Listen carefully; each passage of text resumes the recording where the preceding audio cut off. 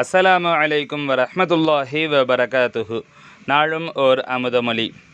அல்லாஹு தஆலா சொன்னான், கௌசுல் ஆலமே, ஒவ்வொரு வஸ்தும் ஒதுங்கும் இடமும் குடியிருக்கும் இடமும் பார்க்கும் இடமும் நானாகும்.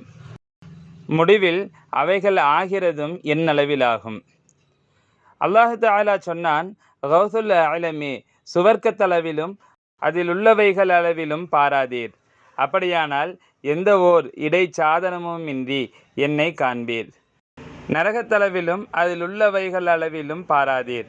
அப்படியானால் இடைச்சாதனமின்றியே நீர் என்னை காண்பீர். விளக்கம்: சுவர்க்கத்தையும் நரகத்தையும் அவற்றில் உள்ளவற்றையும் நோட்டமிடாதே, கவனித்தும் பார்க்காதே. அதை கொண்டன்றேதான் நீ என்னை பார்ப்பாய். எனவே ஞானிகளின் எண்ணமெல்லாம் சுவர்க்கத்திலும் நரகத்திலும் அல்ல, ஹக்கில் ஒன்றிப்பதிலேயாம்.